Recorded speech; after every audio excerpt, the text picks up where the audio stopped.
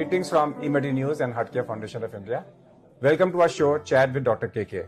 Today we have with us Dr. Dev Pehlajani, who is past president of Cardiological Society of India and also past president of Indian Association of Physicians. He's an interventional cardiologist par excellence at Mumbai-based Breach Candy Hospital. Welcome to our show. Thank you very much, KK. In India, we have approximately 10 to 15% people who suffer from coronary artery disease. If you go to the Kerala, it may be 14%, somewhere it may be 10%. Huge population who is having coronary artery disease. A large number of them, say around 7 to 8% of them, may end up into a ischemic pain like angina, heart pain, or heart attack if they occur. So chest pain in them is a very, very, very important subject. So we are going to focus our discussion on how to differentiate a heart attack from angina, how to diagnose a heart attack, and when to say it is a medical emergency or not.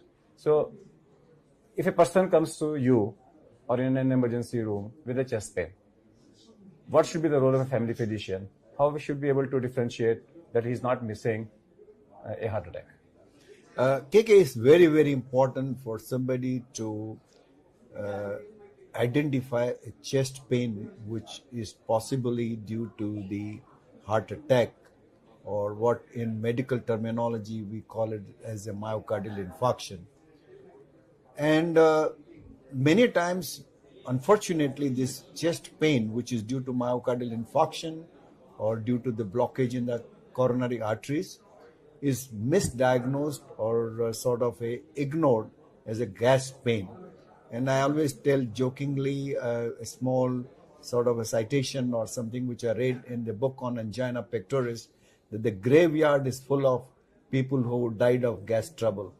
So I think my warning to people is that when you get a chest pain for the first time, or your patient to the doctors, I would say, if your patient who's an adult patient, especially a male patient who's above the age of 45 or 50, gets first time chest pain in his life, and especially if the pain is located in the center of the chest, what one calls as the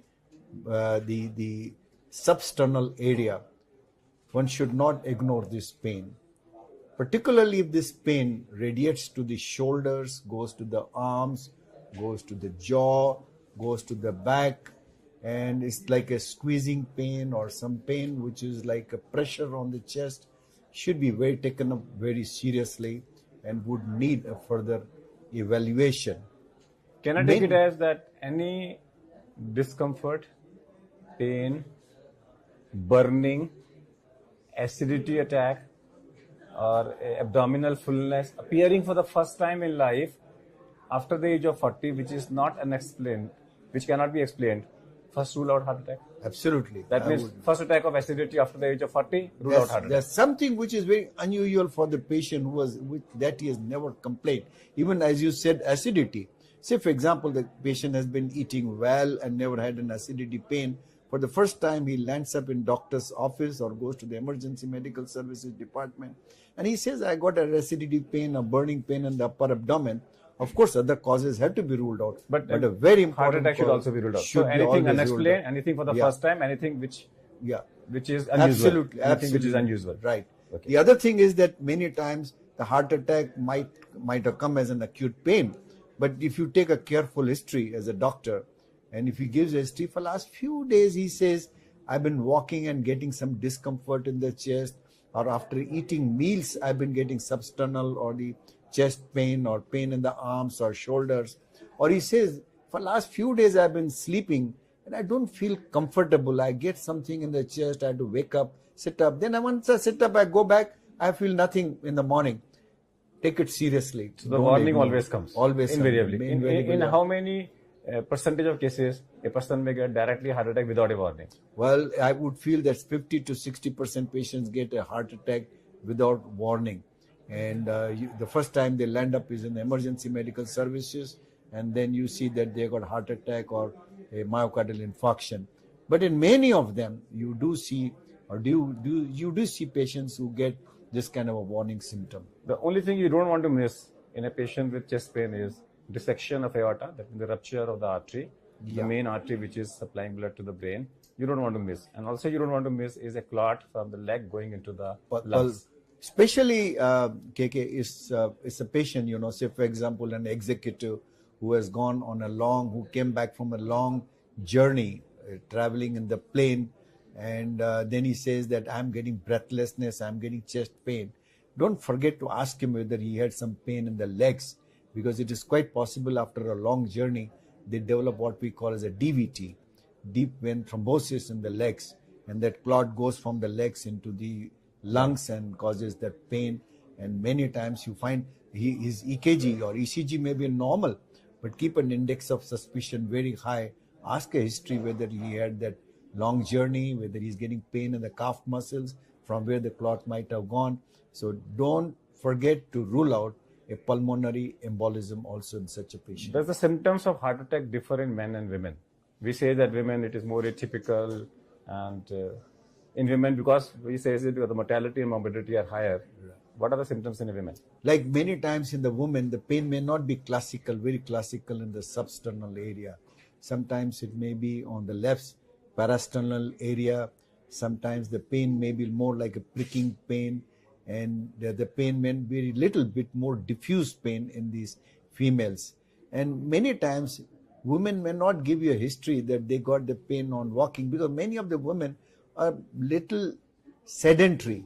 They are not more active like men who keep on going to the gym, or they walk and they climb up and down staircases that the pain can get unmasked. In many of them, the pain can remain sort of dormant for some time, and so therefore the pain may not be very, very evidently like a cardiac pain in these patients. Sometimes they get fatigued, they feel that they don't feel too good, and these are very atypical symptoms. Atypical symptoms. What about people who are 80 plus? Who are 80 plus. 80 plus. In them also you see that sometimes the pain may not be like a typical substernal pain, because again these are the people who are sedentary. 80 plus people are more at the home, and they get more breathlessness rather than a severe chest pain. The reason being, most of them have got a very diffuse disease, and because of the diffuse disease, when they get a heart attack, the left ventricle fails. So they get more breathless, they get rales in the lungs, and many times in these patients, the symptoms are sort of attributed to some chest infection, because he's an old man, gets a chest infection. Some people feel, okay, he's got something like a bronchitis, and he's got an allergy. So in such patients, even if they get breathlessness or cough, do not forget to rule out that this may be because of the left ventricular failure that they got because of the ischemic heart disease. What is the youngest patient you've seen with acute heart attack? Oh, the youngest patient that I've seen is about 16 years, young boy. Any reason, or it's a... Yeah, I think that patient, I remember he was in our Sion hospital where I was a professor of cardiology. He had a nephrotic syndrome. And as a result of nephrotic syndrome, nephrotic syndrome is a problem with the kidneys where they get a lot of proteinuria, and because of that they get a very high cholesterol also. His cholesterol was in the range of about 350 or 400 milligrams, and he had an anterior wall myocardial infarction. So to pick up such cases, at what age the first cholesterol should be checked up? I would feel that the cholesterol checking, routinely speaking, I think one should check at least from 30 years of age. Because one thing one must remember, we always have been teaching people that the prevention must start from childhood. Because ultimately atherosclerosis does not start very late in life. It starts from actually early childhood. So if you say that I'm going to pick up cholesterol right from childhood, it's probably sort of not a very wise thing, because then we will be subjecting so many people to cholesterol checking in the childhood. At the age of 30, you must 30, I would feel 30 should be the reasonable figure. Okay. Some executive checkups, people will say 40 years. But I feel 30 should be. If a person comes with chest pain and his ECG is classic and he has a classic pain, do I still need to have enzymes, because tests like TROP-I are a little bit costly? Well, I would feel that if you do a TROP-T, TROP-I, and TROP-I, as you know, is quantitative. TROP-T is qualitative. And CPK-MB is again gives us the extent of myocardial necrosis. I would feel that even if there are ST elevations, you find that the patient has got signs of myocardial infarction, I would like to do these tests. The reason is I'm going to subsequently follow this patient. If I find that the serum enzymes are going up. I know that You know, to see the response of the you treatment. want to see the Come response. back to other than the topic. What are your hobbies? Oh, my hobbies. I am very fond of Hindi, old Hindi music. As a matter of fact, you'll be surprised. I can sing also. Doesn't look like. Yeah, I know. I'm very 2 minutes. Give me 2 lines.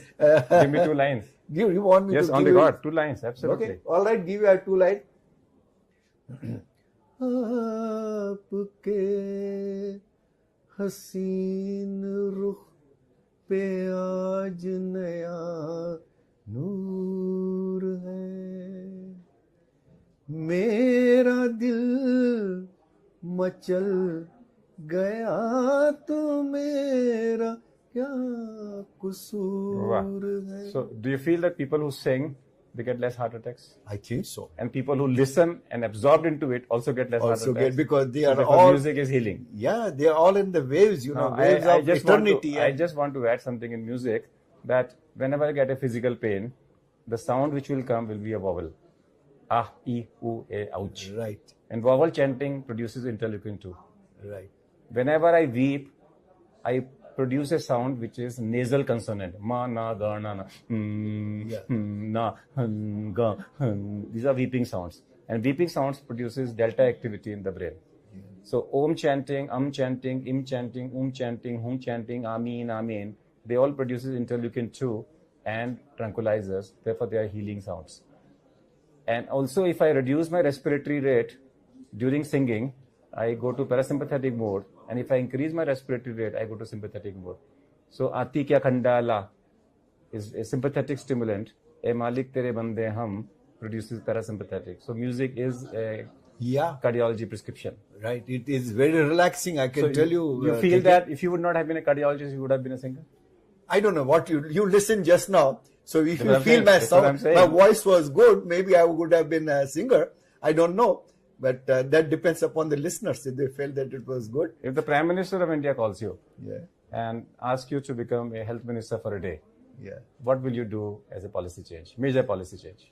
I think that's a very good question. I think I will do at least 2 things. Number one, I will see that the sanitation and the water supply to the villages and the cleanliness. So that is sanitation. That So one, is you will work on sanitation. Sanitation and water supply. I think cleanliness And will water supply. and, Safe water that will supply. reduce the infections. It will reduce the. So sanitation and safe water Yeah. supply. The second thing I would feel that today, I'm a cardiologist, so maybe my whole thing is biased, but I see the figures of the coronary artery disease deaths in the country, and I'm sure you are also aware. You have been writing, you have been putting it on the net. You're creating a lot of public awareness. That the 33% of the deaths in this country in the adult population are due to coronary artery disease. That's the most productive segment of our society. And our Prime Minister is a finance man. So if he wants to increase the finances of this country, He must he take care should of that. see that this segment of the people is taken care of. And that people above the age of 40 is the most productive period of our life. So if he wants to increase the finances, he and our finance minister see that a lot of funds are diverted to this. If I was health minister, I will force him Absolutely. to divert these funds So to, if, to cardiology. When you talk about so many deaths in India, one is prevention, but second is that if it happens, the public must be taught hands-only CPR. Yeah. That within 10 minutes of clinical death, Yes. for the next 10 minutes, they should be able to do 10 into 10, 100 compressions per minute. Right. So do you feel that should become like lot should of be a- awareness must be there to teach them? You can't be more right than this. I can tell you that this is there should be public awareness, and there should be out of hospital resuscitation done by the lay public. I think the people in every lane, every office, there should be some people who should be designated to teach how to do a CPR. So at the end, let me come back to fun. And the fun is that I listened to once Shadruvan Sinha, and he says he's the most misspelled person in the earth. Whenever he goes to people spell him differently, talk about him differently. And I also heard you many times that people, when they talk to you, that you have started talking yourself as Dr. Dev. You don't want your surname to be spelled because most of the people spell differently. Just for the fun, how do different people try to spell you out? Well, I will tell you, KK. Right from beginning, my name is last name is Pahlajani, Pahlajani, right? It's very simple, and that the Pahlaj has come from Prahalad. And in Sindhis, we don't have a Jor Shabd, like Shakti. We don't have Jor Shabd. Okay? So Prahalad is a Jor Shabd. Raha is a Jor Shabd. So we say Pahlaj. Prahalad is pronounced as Pahlaj.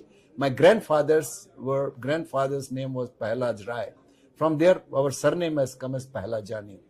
But somehow the people who hear my surname, they either misspell or mispronounce. I'll give you some example. Somebody call me Pahlajani. Simple. Very simple. I could tolerate that. Somebody used to call me Pailajani. Somebody call me Paglajani. And to top it off, somebody called me Palwanji. And spelling, nobody has spelled my name correctly, including the income tax people. And I'm very happy because then the demand goes to somebody else. But somehow they got my PAN number. So that's why the demand again rebounces back to me. Somebody spells my name Pahi. Somebody says Paha.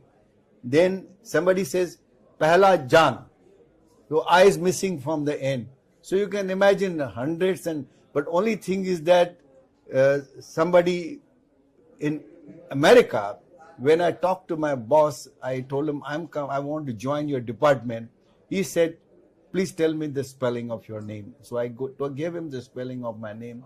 Believe you me, in 2 years of fellowship that I spent with him, I never heard him mispronouncing my name or misspelling my name. So the message is very clear. Though it was a part of fun, but it's an etiquette that when you are talking to anybody, and that etiquette very clearly is never spell a person's name wrong and never spell or pronounce a person's name wrong, but it hurts. Because a person's identity is lost if you spell him wrong or if you write his name with a different spelling. So that's all for today. Let's thank our guest, Thank you very much. I'll call you as Dev. Thank you. And